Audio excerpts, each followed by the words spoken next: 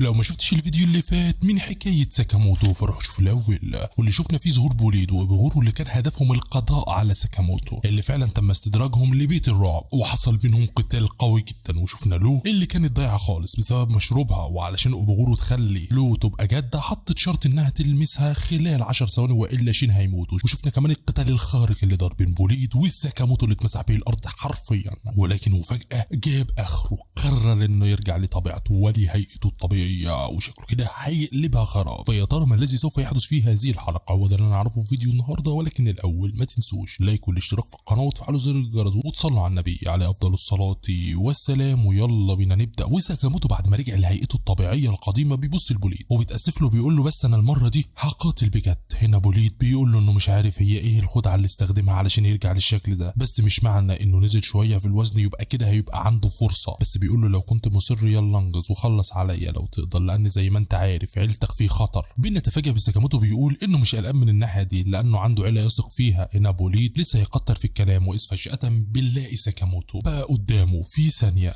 وده بيصدم بوليد اللي ما بيلحقش يستوعب الامر. بيلاقي المبنى متكسر بيه في مشهد قمه العظمه، وفي اللحظه دي بنرجع للو اللي بنتفاجئ انه لسه بيتقاتل إبغورو، والغريب ان شين لسه عايش، لان زي ما احنا عارفين إبغورو حطت شرط لو لازم تلمسها قبل 10 ثواني والا هتقتلها. وبيقول شين انه كان فاكر نفسه ميت، لكن لو فاجئته، وبنشوف إبغورو وهي بتحاول تضرب لو اللي بتهرب منها، وبيكون خلاص باقي ثانيتين والعد ينتهي، وبنتفاجئ انها بتقدر تضربها في شعرها بالغلط، وبتقول له انها محظوظه. فبيزعق فيها شين انها تاخد الامور بجديه، ولكن واثناء ما بيتكلموا بنلاقي إبغورو بتهجم عليها وبتقول لها تدفع ثمن ضربتها ليها، وحرفيا بتضربها ضربه سفليه بالكعب بتنزلها الارض وبتجيب اجلها، وشكلها كده خلصت عليها، وده بيخلي شين يكون في حاله من الصدمه. بتمشي إبغورو على اساس انها خلصت عليها، ولكن بنتفاجئ بالمجنونه بتفوق من تاني وعماله تضحك زي العبيطه. واتاري بنت المجنونه عملت نفسها ميته علشان بس تخط شين، فبيستغربوا عليها هما الاثنين. واثناء ما هي بتضحك بنشوف إبغورو بتهجم عليها يمين شمال، ولكن الصدمه انها بتقدر تتفادى كل الهجمات. حرفيا تحت صدمه إبغورو اللي مبهوره من اللي بيحصل بتقرر انها خلاص تختم الامر بضربه قويه، ولكن لو مستمره في ايد هشنا وبتتفادى الضربه، ولكن لحسن الحظ بيحصل احتكاك وده بيخليه يتم ضبط الوقت من جديد. بنشوف لو بتدي ضربه مضاده لإبغورو، حرفيا بتشملها، وبتكون إبغورو حابه الموضوع بتقول لها مستنيه ايه يلا انجزي واقتليني. هنا بنتفاجئ برد لو رغم حالتها بتقول لها لا انا مش بقتل حد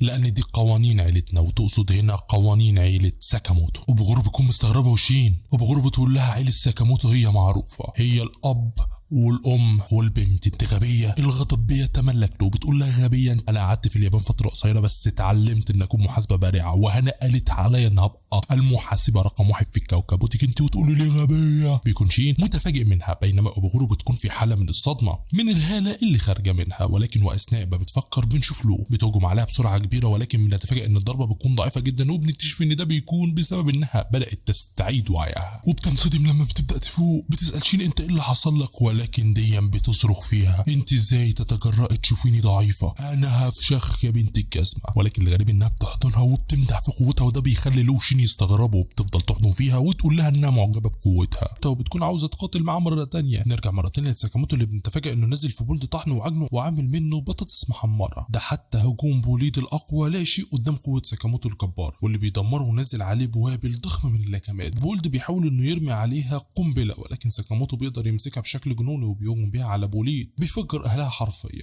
وفي اللحظه اللي ساكاموتو نزل في بوليد ضحك بيقول له انت قوي، وانا في الماضي استخدمت قوتي في اذيه الناس، ولكن دلوقتي قررت ان استخدمها في حمايه اللي بحبهم واللي هم مصدر قوتي دلوقتي، واللي بيكون خلاص هياخدها بضربته الاخيره. وفي اللحظه دي بنشوف الناس بتلعب في عجله الملاهي بسلام، لدرجه ان في اتنين قاعدين مع بعض في جو رومانسي وبيتكلموا عن حياتهم، واذ فجاه بنلاقي ساكاموتو وبوليد قدامهم طايرين في الهواء وبيدخلوا في واحده من قاعد عجله الملاهي، وبنعرف ان اللي حصل ده كان من قوه ضربه ساكاموتو الختاميه.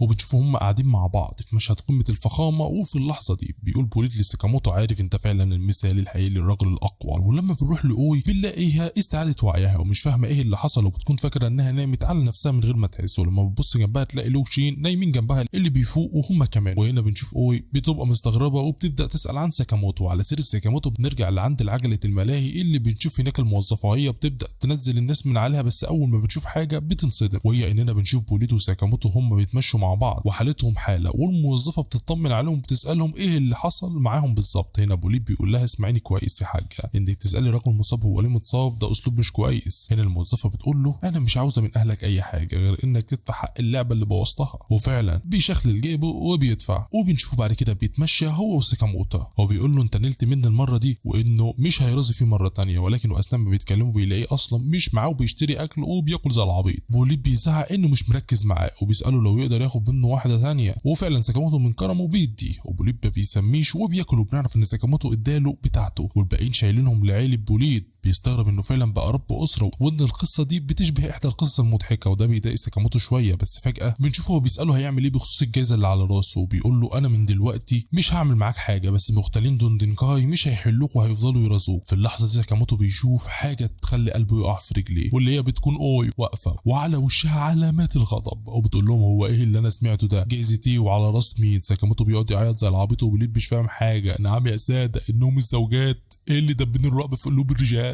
بنشوف بعد كده اوي بتقعدهم كلهم جنب بعض ومعاهم بوليد اللي بيقول وانا مال امي، وعلى الجنب التاني بنشوف له وهي قاعده مع هانا وبغوره وبتطلب من هانا انهم يلعبوا بعيد علشان عارفه اللي هيحصل. بنشوف ساكاموتو وهو مرعوب وبيبدا يتكلم ويقول لها عن كل حاجه، وهي ان في جايزه على راسه وان في مختالين كتير بيسعوا وراه. هنا اوي بتساله بغضب هو ليه ما قالهاش الكلام ده. هنا المعلم بوليد بيشغل دماغه وبيقول لها ان الرجاله مش افضل حاجه في التواصل، وان ساكاموتو كل اللي كان عاوزه هو انه يخليها هي وبنتها يستمتعوا، وبيقول لها ان ده فعلا عمل رجولي. هنا اوي بتدمر كاريزمته لما بتساله هو مين اصلا. بوليد صرخ فيها بصوت عالي وقال لها انا مختال حبيبتي انا مختال. فبيبان الغضب على وش اوي اللي بتقول له يعمل معاهم معروف ويبطل يحاول يقتل زوجها. فبوليد بيسمع الكلام زي الشاطر وبتبدا اوي تكلم ساكاموتو وبتقول انت بجد فاكرني مش هاخد بالي. فبيفهمها ساكاموتو انه فعلا زي ما بوليد قال هو ما كانش عاوزها هي وهانا يكونوا قلقانين. فبتخبط اوي الكوبايه على الترابيزه وبتقول له شكلك نسيت حاجه مهمه، وبتخرج كتاب القوانين الماده ال 12 اللي بتقول كتمان الاسرار ممنوع. ساكاموتو فعلا بيتصدم انه نسي حاجه زي دي، وشين بيقول له ايه يا معلم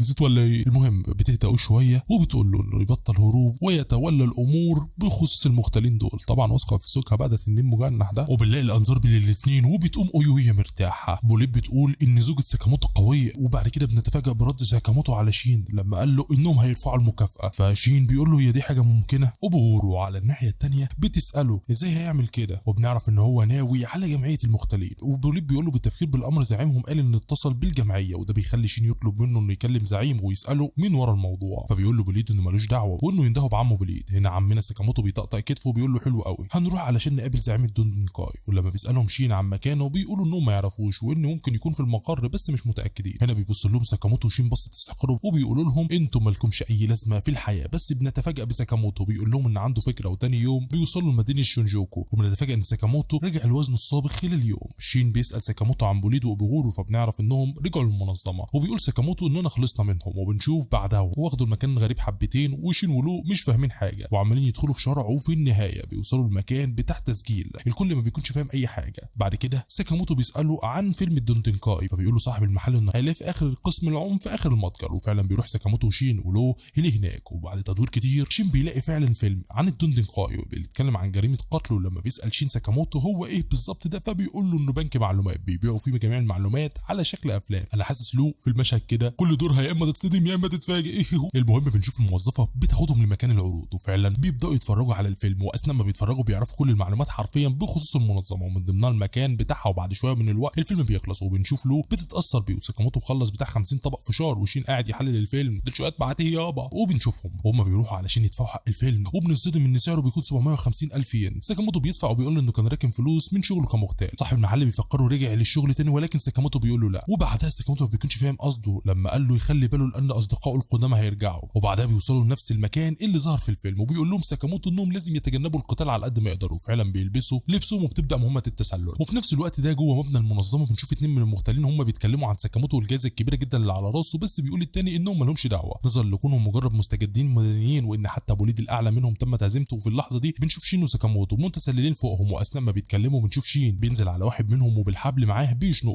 والتاني بيبص وراه ولكنه مش بيلاقيه. بنصدم ساكاموتو بيكون وراه مديله بالقلم على الارض، وبكده يكون تم التسلل بنجاح. بنشوفهم وهم بيقلعوا لبس التسلل. الخاص بيهم لما بتسالهم له ليه عملوا كده، فبيقول لها شين انه زهق منه، فبتفرح وبتقول له فين الزعيم بقى. هنا شين بيزعق فيها وبيقول لها انت عبيطه يا بنت، انت ما شفتيش الفيلم ولا ايه؟ الزعيم في اعلى دور في المبنى، وهنا بنعرف ان الطريق الوحيد اللي بيؤدي ليها هو المصعد الموظفين. بنروح بقى للعصابه اللي بيكون بينهم نغم، والشخص اللي قدامه بيقول له نغم انت قابلت ساكاموتو؟ نغم بيقول له ساكاموتو؟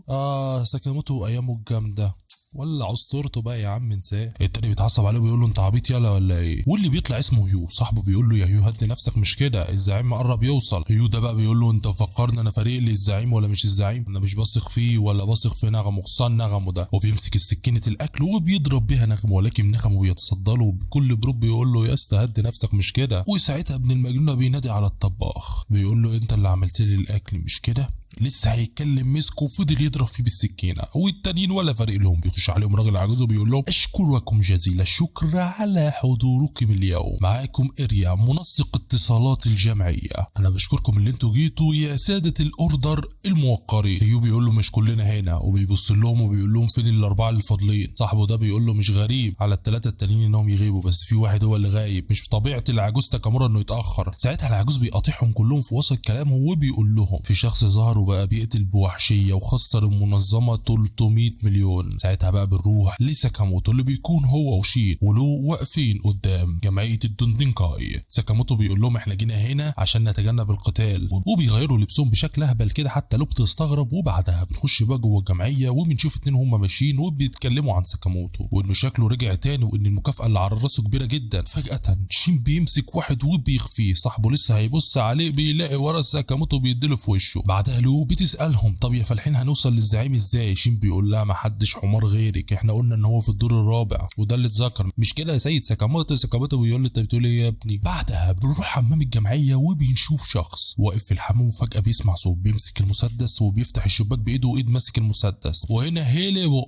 ومن غير ما يحس بنفسه بيلاقي ساكاموتو نازل عليه بيكهربه. لو بتكتفه شين بعدها بيقول لساكاموتو انا مش سامع اي صوت، ولو بينها وبين نفسها بتقول له ده انت عيل فاشل، هو بيقول له انا بقى سمعتك يا بنت الجزمه. وفجاه بيوصلوا البوابه، واول ما بيفتحوا الباب بيلاقوا جثث من الدماء، الكل مصدوم حتى ساكاموتو اللي بيقول له انت بتعمل ايه؟ نغمه بيقول له انت مسكت لي متلبس. شين بيقول له انت بتعمل ايه هنا؟ نغمه بكل برود بيقول له شايف كل الناس اللي هنا ونخبه دندنكاي وزعيمهم قتلتهم كلهم. بعدها بيقول ساكاموتو انت كمان لازم تموت. وفجأة بيختفي وبيجري على شين وبيديله في رقبته. خلاص شين مات. ساكاموتو واقف ما بيتحركش، ولكن في الاخر بيطلع التافه ابن التافهه مع سكينه لعبه وبيخلي منظر شين زباله. ساعتها لو شين بينزلوا في ضرب، يا ابن العبيط انت بتعمل ايه؟ كانوا بقى بيشرح موقفه وبيقول لهم ان بالصدفه هو جاي هنا عشان كان في حاجه عايز يخلصها معاهم، ولكن لقاهم ميتين وساعتها هم دخلوا. وفي وسط اللعب ساكاموتو بيقطع كل ده وبيساله ايه اللي كنت بتعمله معاهم يا نغمو؟ شين بيساله طب وانت جيت هنا ليه او ايه اللي جابك يعني؟ نغمو قال له انا جيت هنا عشان وصلتنا معلومات ان في مغتال بيقتل في الناس وزي ما انت شايف، والمنظمات اللي بيقتلها المغتال لهم علاقه بالجي وام والاي، وفيديو كلهم في الشهور اللي فاتوا كلهم ماتوا. شين مصدوم 100 مغتال ده ربع المغتالين المحترفين اصلا، بس على طول بيسيب علامه اكس في الاماكن اللي بيعمل فيها الحوادث. ساكاموتو ساعتها بيقول له اتحرك الاوردر، بيقول له ايوه. لو بتقول له انا عمال اسمع الاوردر وابو شعر فضي قال الاوردر هي ايه؟ نغمو قال لها الاوردر هي فرقه خاصه تحت امره الجي ام اي او الجي ام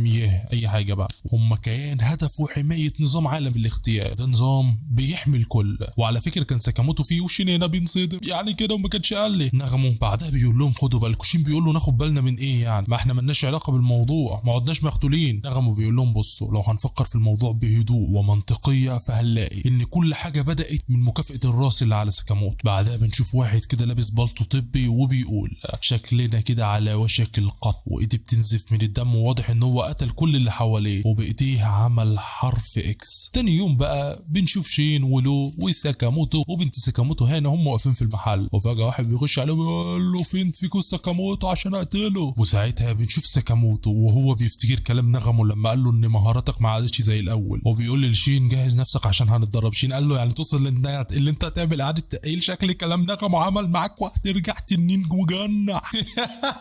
الله. ساكاموتو بيبدا يتدرب بالدراجه، شين كمان بقى بيشغل دماغه عشان يخلي المحل يكسب اكتر واكتر عشان مرات ساكاموتو ما تضربهمش. وبعد كده في واحد كده شكله شمام داخل وعايز يقتل ساكاموتو، لو بدون ما تفكر بتمسك الازازه وعلى دماغ امه بتبوظه.